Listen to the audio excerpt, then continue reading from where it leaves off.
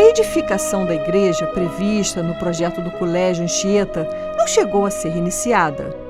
Em razão disso, foi destinado um espaço no colégio para o culto religioso, permanecendo até hoje. Isso explica a sua simplicidade, muito longe do que deveria ser um templo para a glória de Deus.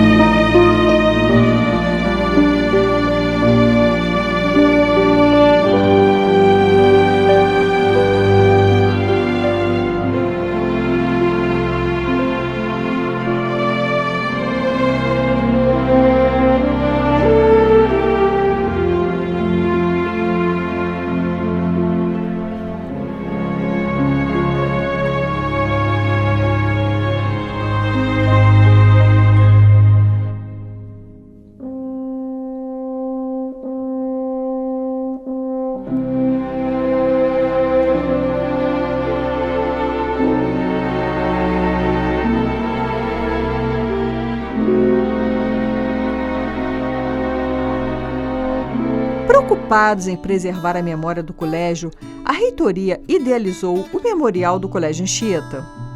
Foram classificados e identificados cerca de 300 objetos que integram as coleções, que representam apenas uma parte do acervo que o Colégio Anchieta possui.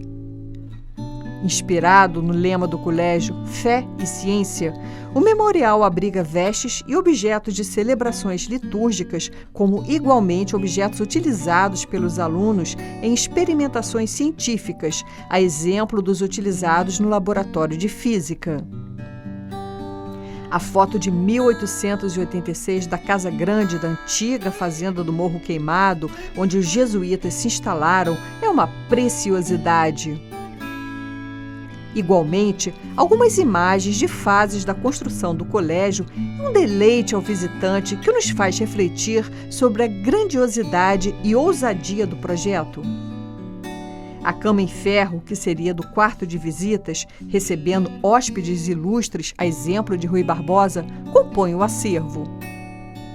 Um criado mudo do século XIX em madeira e mármore branco e um genuflexório compunham a mobília do quarto. Janaína, os jesuítas, eles se dividem, né, a ordem, em padres e irmãos jesuítas. Os padres jesuítas se dedicam muito aos estudos filosóficos intermináveis, acredito que passem a vida estudando, né, tudo isso. E os irmãos, eles se dedicavam muito também ao trabalho da casa, da cozinha e também das artes. Tanto que tem artífices maravilhosos entre os irmãos jesuítas.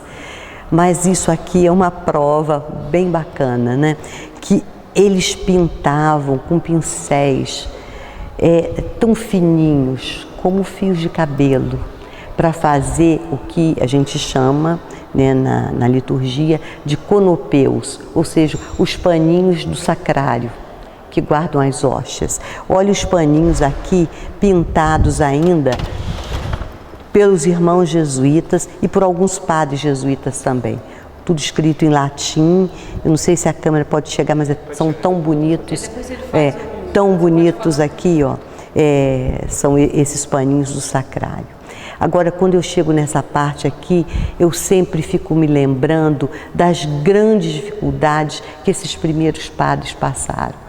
Porque quando o colégio começou a dar certo, que já estava se respirando novos ares, novos alunos, e alunos vindos de Minas, São Paulo, de outras capitais, tanto que nossos quadros têm referência a isso, eles sentiram a necessidade de ampliar. Mas que visão de futuro, né, Janaína? pensar naquela época num colégio desse tamanho, né? Que Friburgo passava pouco mais de uma vila, né? Então eu estava com muita esperança mesmo, né? Então eles começaram com essa ideia e buscando projetos, aí envolvendo Farinha Filho, Francisco Vidal e tudo mais. Que coisa bonita também aproveitar os próprios profissionais da cidade, podendo eles trazer de Roma. Certo. Não é? Então, isso foi muito lindo, eu acho que é um marco da história. Mas o bacana é que é como no Brasil, né? Ainda. Para tudo. A coisa nem começou a funcionar, para. Só pode funcionar com autorização dos monarcas regentes. E os padres juntavam aquele rolo de plantas que são enormes, aquareladas, lindas, juntavam e foram atrás da princesa Isabel e de Dom Pedro II.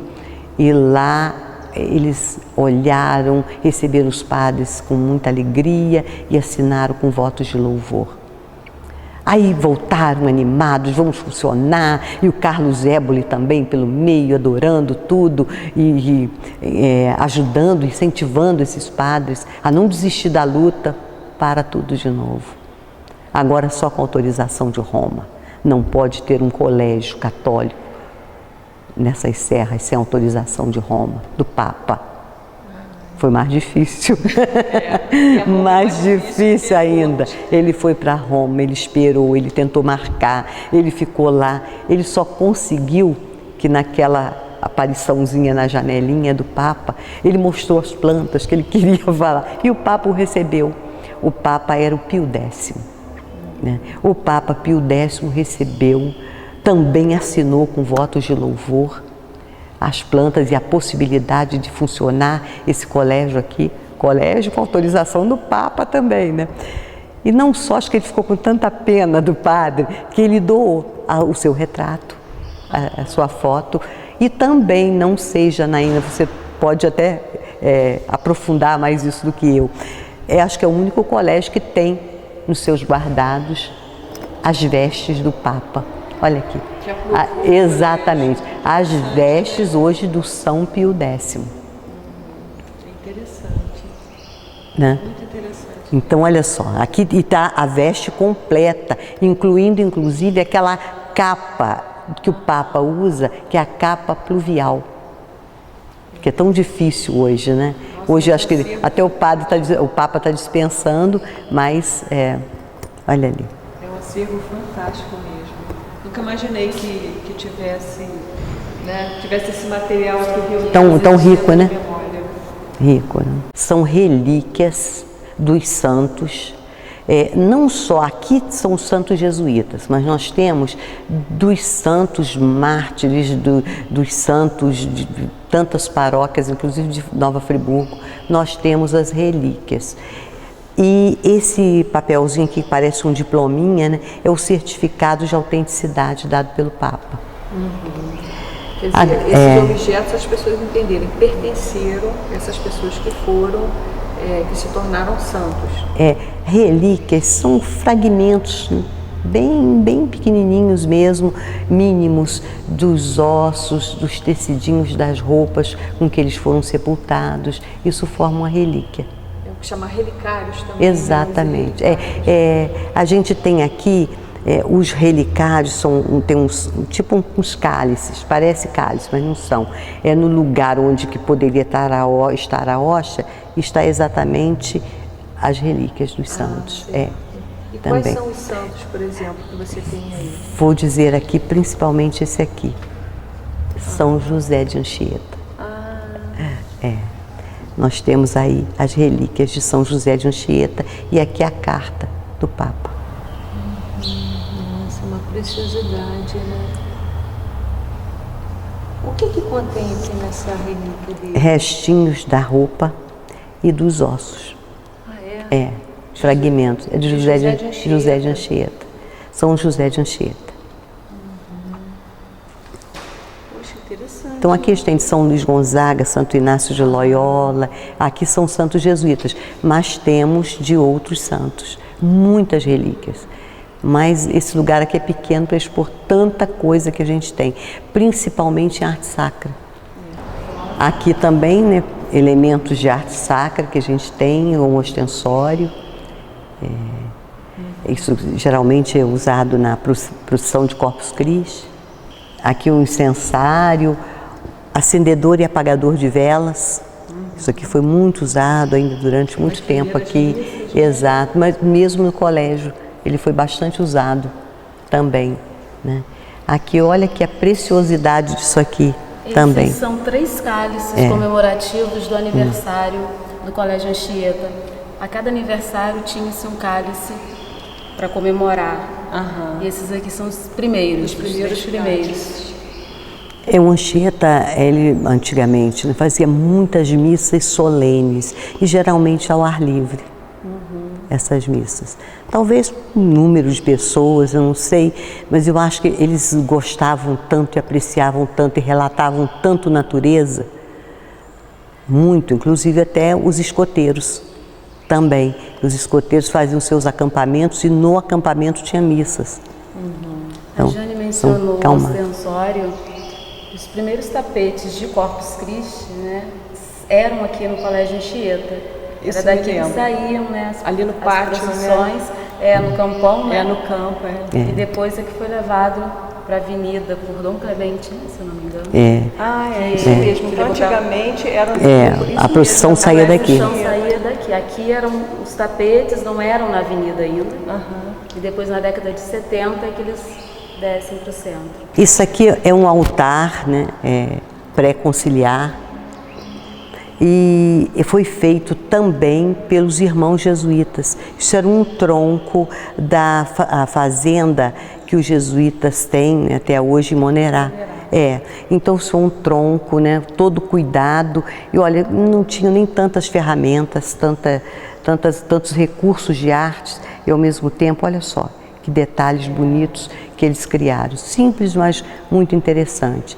Então está montado aqui quase que uma liturgia, né? Pelo menos a posição do sacerdote, que antes do concílio celebrava de costas para o povo, né? Isso aqui também é uma coisa bastante interessante, né? Que hoje não se vê mais, que é um pano que o padre cobre os ombros, né? Chamado humeral, né? E o interessante é que ele é todo bordado com fios de ouro, pedras semi-preciosas. As missas também. Latim até aqui, ó. Foi até antes do concílio, né? Exatamente. Tudo de costas. Depois, né, que veio toda aquela transformação pelo João 23, né? O Vaticano II é que passou, então, as missas todas em português. Mas eu acho muito bonita essa liturgia também, né? Essa liturgia antiga, ela também tem uma apresentação muito, muito bonita, muito, de certa forma, até teatral, né? Porque era tão cantada, né? E os cânticos, maravilha, né? Muito lindos. Esse livro, o Missal, é em latim. E o interessante, depois que você pegar mais de pertinho, é porque ele traz, na verdade, os evangelistas. Olha aqui, também é uma obra de arte essa capa. Não só o couro é todo trabalhado, como também trabalhado aqui nessas bordas todas assim, ó, com esse tipo de...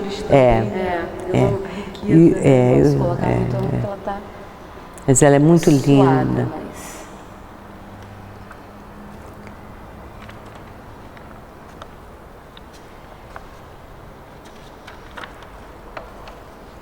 Olha só. Olha que coisa linda. Com as cercaduras, com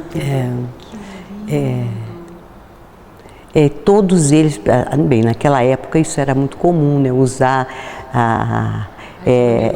as luminuras. As luminuras eram famosas, né? Porque elas traziam também os brasões da igreja.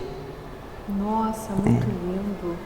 Aqui devia ser, na época, o cartão de ponto dos padres, né?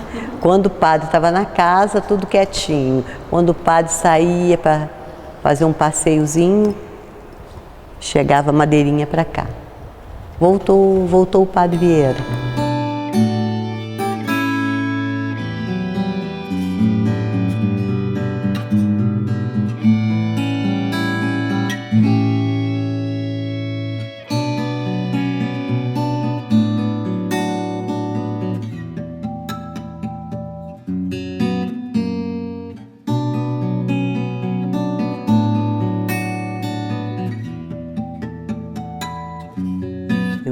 assim, um afeto tão grande por tudo que diga respeito a Euclides da Cunha, assim, de me emocionar.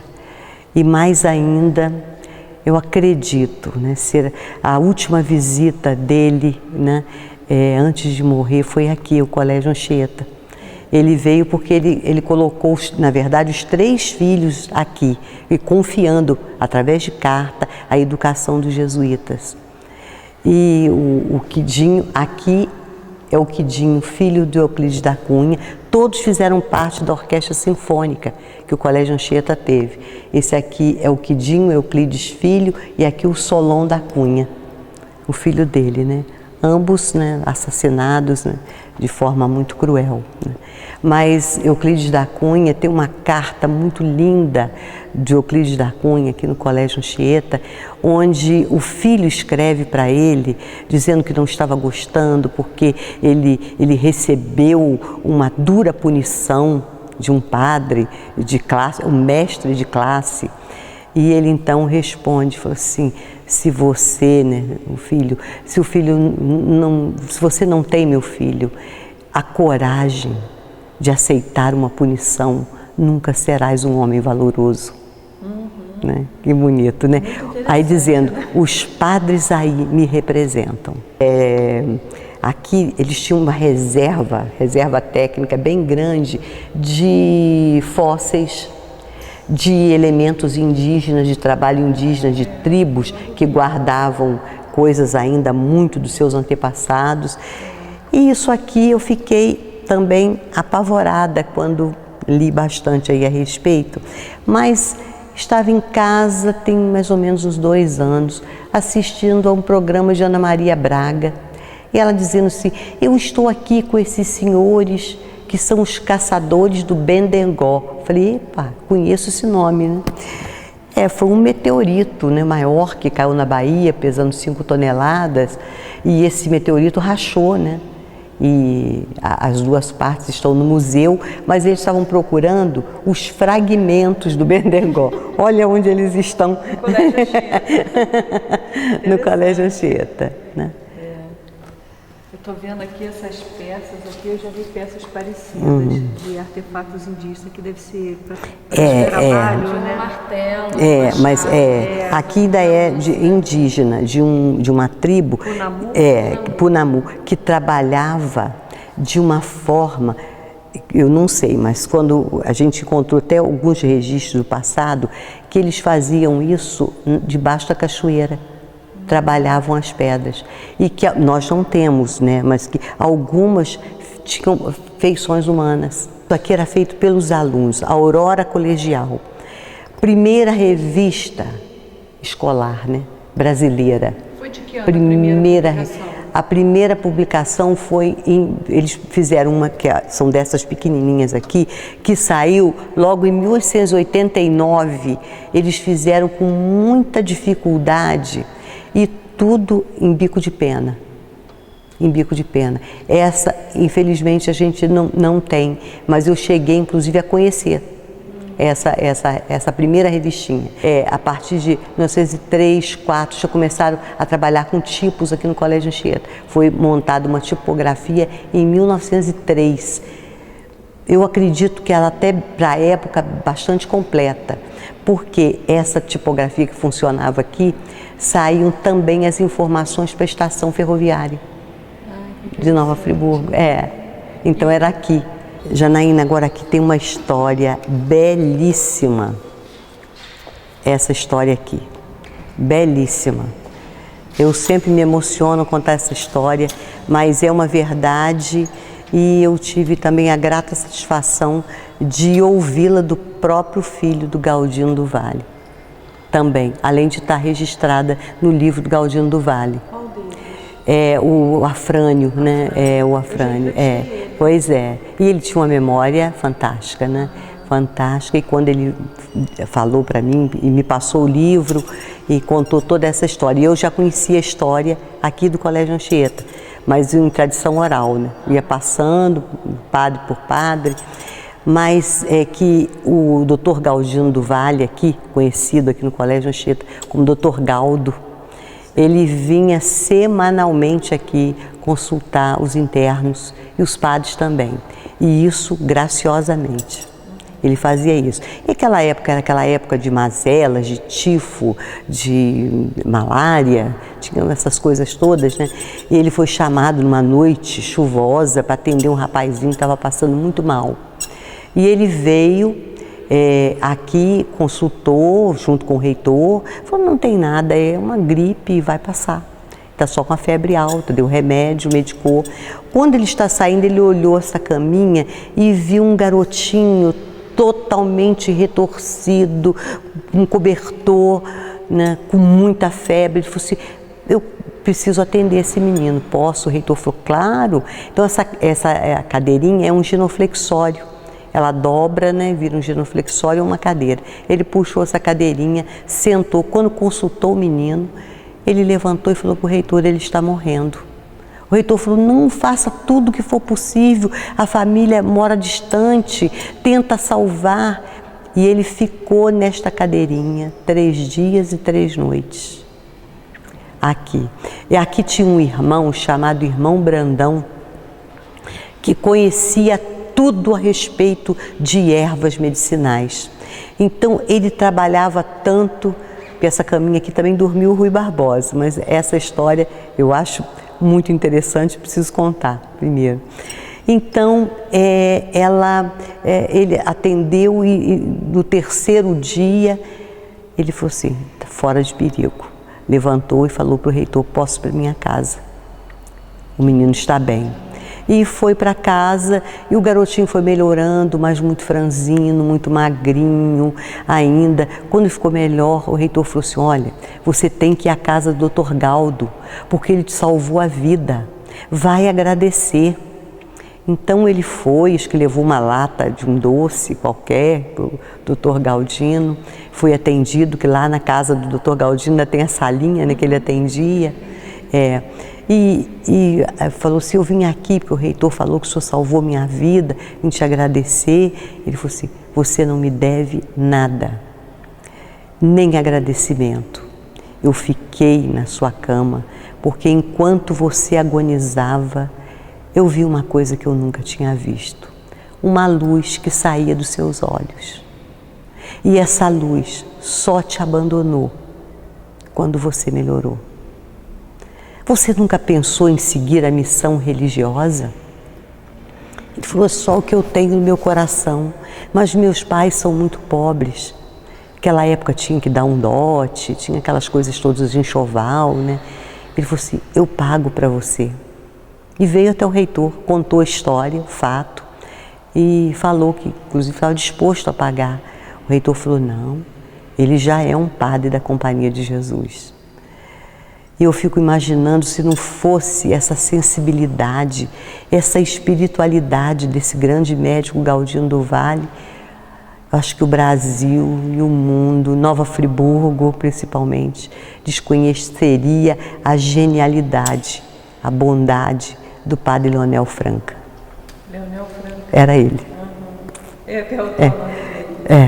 Leonel Franca. Tem-se que pontuar que foi o fundador da PUC, né? O fundador da PUC. Não a PUC nos moldes de hoje, né? Mas uma PUC que atendesse também esse aluno mais carente, que pudesse amparar nesse sentido. Ela foi modificada ao longo do tempo, né? E que, Jane deve ter dito, escreveu os grandes tratados de educação. Interessante, né? E essa história começou aqui em Friburgo. Começou aqui.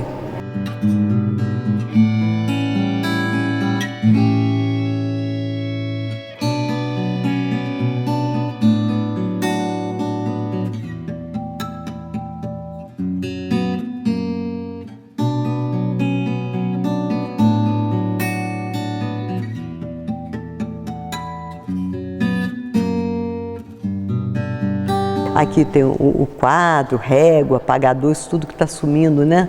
Do dia a dia do professor. Agora, isso aqui, quando me mostraram pela primeira vez, o que é isso, gente? Eu falei, uma batina. Está errada. Eu falei, não. Sabe que nome? A batina está aqui por baixo. Isso aqui é o protetor de giz.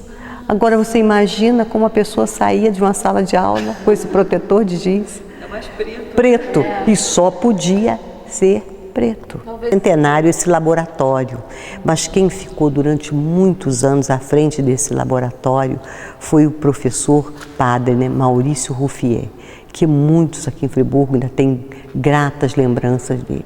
Foi um dos maiores físicos que já passou por aqui, sem dúvida. Agora aqui você vai se surpreender também, Janaína. Aqui eles recebiam, tanto os alunos, instrução militar. Olha só, eles perfilados, coitadinho do Drummond, né? Olha aqui, né? Perfilados. Esgrima, né? Aula de esgrima. E esgrima era na grade curricular. Eu sei. Aulas, provas de esgrima. Agora isso aqui... Os passeios higiênicos. Está aqui o passeio higiênico. Isso aqui, imagina, Janaína, dá uma olhada. Olha a altura que esse aluno está pulando. Sem nada embaixo. Hoje, se um aluno tem um tombinho, recreio, ou um arranhãozinho, meu Deus, é processo. Né? Olha aqui, e todo mundo achando maravilhoso. Fantástico, ele pegou justamente a hora que ele está... Exato, bem no alto. Olha também que fotógrafo, né? Olha só como eles portavam a formação, olha que gracinha. Né? Muito bonito, né? Esse também era um antigo uniforme, né? Do colégio aparecia uma farda mesmo. Agora a esgrima foi muito... Esse aqui nós temos, esse antigo. Temos também camisas, depois de 60 então, né? Que começou, finais de 50, a partir de 57, 56, 57, eles começaram a usar camisas de malha. Então vinha malha, escrito Anchieta. Aqui muita gente acho que ainda tem guardado essa camisa. No armário de trás tem alguns objetos do telégrafo, que também era aqui, né? Posto telegráfico. Então, as notícias chegavam aqui. E eram distribuídas à cidade. Então tem os objetos lá atrás também. Do rádio amadorismo também, né? E, se não me engano, um telefone também. Eu já vi uma referência. Também. Primeiro no telefone. Dois aparelhos, uma estação e no colégio. No colégio Anchieta.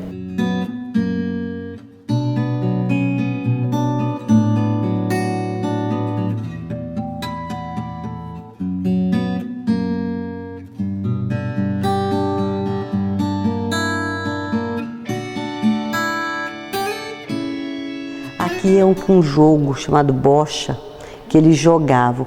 Janaína, há até uma historinha aí, que a gente não tem fatos reais, mas se fala muito no Colégio Anchieta, que em 1886, né, antes mesmo de Charles Miller, o futebol foi jogado aqui com bolas de meia. Eu sei, o Colégio Anchieta aparece uma imagem que eles têm um dos primeiros times de futebol. A bocha é italiano. Porque o primeiro padre, né, foi italiano, né, que veio, ele trouxe muito da cultura italiana para apresentar. Passeios higiênicos. Olha só, terninho branco a cavalo. Olha aqui, isso aqui é do Country Club, saíam de lá. Essa foto eu já conheço, é aqui, é nossa. Do Anchieta. Todo mundo aqui, o Colégio Anchieta. Todos a cavalo. É interessante, né, que muitos padres ganhavam cavalos. Eles não tinham, mas ganhavam muito de pais de aluno, né, que vinham e presenteavam com cavalo. Aqui, olha aqui a observação da natureza. Reflexões filosóficas junto à natureza. Olha que coisa maravilhosa. Você citou ali que eles faziam passeios lá em São Lourenço, né? Sim, Três Picos, exato. Hoje a gente vê aquela reserva toda. Na verdade, muitas árvores daquelas foram mapeadas pelos jesuítas. Sei. Que tinha uma reserva maravilhosa. Eu achei tão interessante o nome, Passeios Higiênicos. Estou precisando tanto fazer um passeio desse. Muito adjunto com o desenvolvimento físico e intelectual dos alunos. interessante. A gente sempre associa hoje a atividade física. Mas ali eles acrescentam a intelectual também. Exatamente. Né? Aqui as reflexões, e tem um desses diários de bordo aí que tem eles contando que fizeram um passeio, a cascata Condidê, aí contando, né, o que foi bom, o que eles aproveitaram, o que eles perceberam, quantos pássaros, identificar o pássaro através do canto.